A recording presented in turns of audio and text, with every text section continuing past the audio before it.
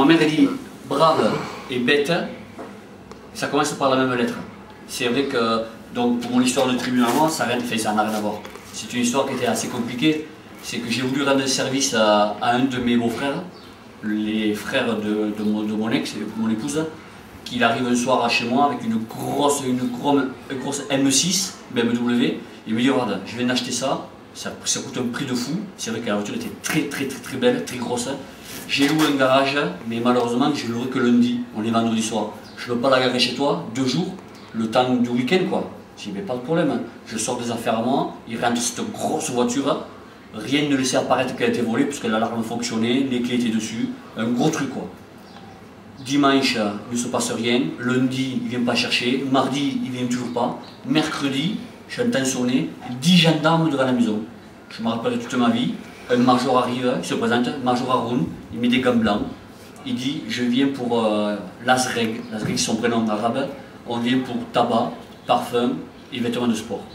On vient me perquisitionner.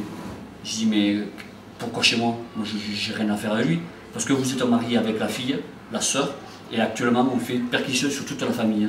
Donc ils arrivent avec des chiens, pour la drogue certainement. Ils m'ont mis la maison à sac. Bon, il n'y avait rien, mais il y a un gendarme de chez moi qui dit mais il a une entreprise derrière. J'ouvre le portail et forcément il y avait cette grosse voiture. Il me dit c'est à qui ça? J'ai dit c'est à mon beau-frère. J'ouvre le capot, plaque sur le châssis, frappé, Telex national, gendarmerie. Il me dit bingo, la voiture elle est volée. Je dis alors ça me concerne à quoi? Mais ça s'appelle recel. Ça m'a coûté 48 mois de contrôle juridique. 48 mois, ça fait 2 ans, 4 ans. Tous les samedis, il fallait que j'aille signer le grand livre d'or qu'ils appellent pour pointer. Je ne pouvais pas sortir du territoire français à cause de cette connerie. Et je suis quand même passé au tribunal et je me suis bien sorti. Comme quoi, bon, ça n'a rien à voir avec l'histoire du canard, mais bon, trop gentil, ça ne sert plus à rien quoi. Voilà. C'est vrai que ça m'a quand même bien perturbé ma vie, ça c'est sûr. Donc je suis arrivé en phase finale où j'ai demandé moi le divorce. J'ai demandé le divorce parce que ça n'allait plus de la famille, ça a été que des problèmes comme ça pendant 6 ans. Tout le temps où j'ai côtoyé cette famille, il n'y a eu que des problèmes de gendarmerie, de police, que des problèmes. Donc je suis enfin arrivé à demander le divorce et ma voisine française m'avait proposé de venir me changer un petit peu les idées et m'a envoyé dans ce quartier. Et je suis tombé à côté de la maison de Codou et c'est là que je l'ai rencontré. Mais j'étais venu au départ changer un peu d'air parce que aller signer 48 mois chez les Bleus, comme on les appelait chez nous, c'est en prison en France quoi. C'est vraiment enlever le droit à un citoyen quoi, de ne pas quitter le territoire. Donc je suis venu pour me changer les idées et c'est là où je fais la connaissance de Codou. Mais je suis trop français pour vivre ici. Parce que pour vivre de ces gabarits là, eh ben, il peut être costaud, mais tout ce qu'il a de costaud, il a de bête. Vivre avec eux, c'est catastrophique. Et vivre avec eux aussi, c'est catastrophique. Parce que nous aussi, bon, ça va. Hein. Ça va. C'est pénible, c'est vraiment pénible. Mais c'est vrai que c'est vraiment pénible. De vivre avec eux. La vie est simple. La vie est simple, t'as entendu? Pour nous, la vie est simple. C'est comme ça. On dirait qu'un Maroc. Ouais, donc j'étais en train de dire que j'ai un petit garçon de 13 ans et je disais qu'il se la jouait un petit peu rappeur avec des alliances, des bagues un petit peu, qui me parle, il fait papa, vas-y, qu'est-ce qu'il y a là?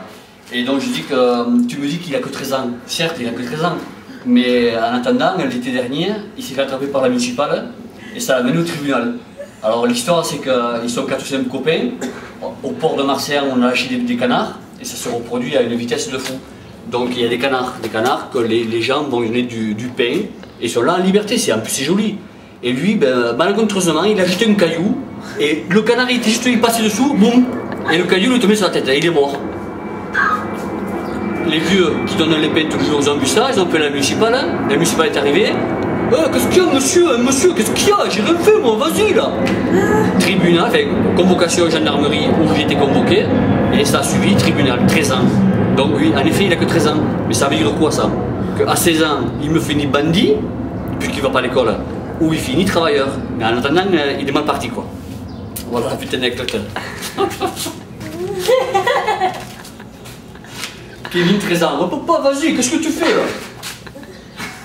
Tu vois, il y a les... Bon, on va dire pour vexer personne, pour ne vexer personne, le 90% des Sénégalais, 90% des Sénégalais fonctionnent comme ça. Non, on a non, rendez-vous non, à Dakar à 8h, Quoi? il y a 1 heure de trajet, on se lève à 7h. 80 combien? 10%. Non, c'est des problèmes ça.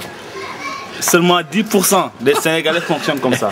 Écoute-moi, tout le monde sait ce qu'est l'Afrique de toute façon. C'est pas nous qu'on va refaire l'histoire. L'histoire elle est tracée. Hein. L'histoire elle est tracée. Hein.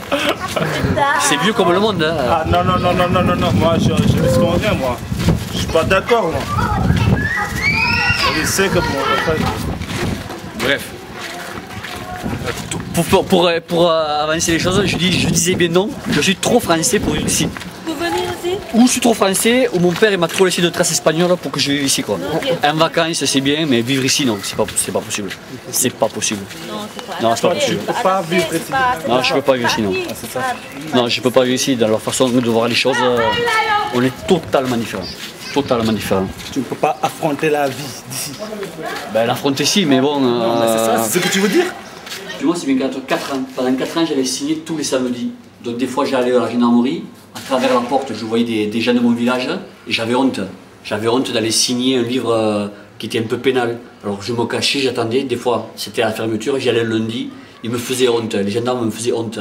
Et je m'en suis sorti, parce que j'ai fait du tandem avec des aveugles, j'ai guidé pendant longtemps des aveugles, et là on était sélectionné pour aller faire une course internationale au Canada, à Montréal. Donc j'ai écrit au juge de l'application des peines, en disant que je ne pouvais pas partir du territoire français à cause de cette pénalité, mais que je devais amener un aveugle. Et ils m'ont enlevé cette peine, donc j'ai enfin arrêté d'aller signer tous les samedis. Je suis parti courir au Canada, mais je suis quand même passé au tribunal presque 1 an et demi après. La procédure a duré 5 ans et demi, cette procédure-là. Et dans l'histoire, j'ai failli prendre 1 an avec sursis, et mon beau-frère, c'est tout un film, parce que si je raconte la vraie histoire, c'est une pièce de théâtre. Il s'en est sorti, à part les amendes qu'il a reçues, il s'en est sorti net. Le dossier est tellement gros que si je le raconte, ça paraît incroyable. Coup de bélier sur des bureaux tabac, vol à l'État, timbre poste, timbre amende, tabac. Ils n'ont rien eu, strictement rien eu. Et moi j'ai failli prendre 1 an avec sursis pour une connerie d'avoir gardé une voiture. Comme quoi, il faut faire vraiment attention à tout. Quoi. C'est mon mari, je l'aime. Et je suis court ou quoi? Et il paraît qu'ils sont montés. Lui on l'appelle Poli. Tu connais Poli, le petit poney? Il est monté comme un cheval. Tu vois? Bah, nous à côté. Moi je suis complexé.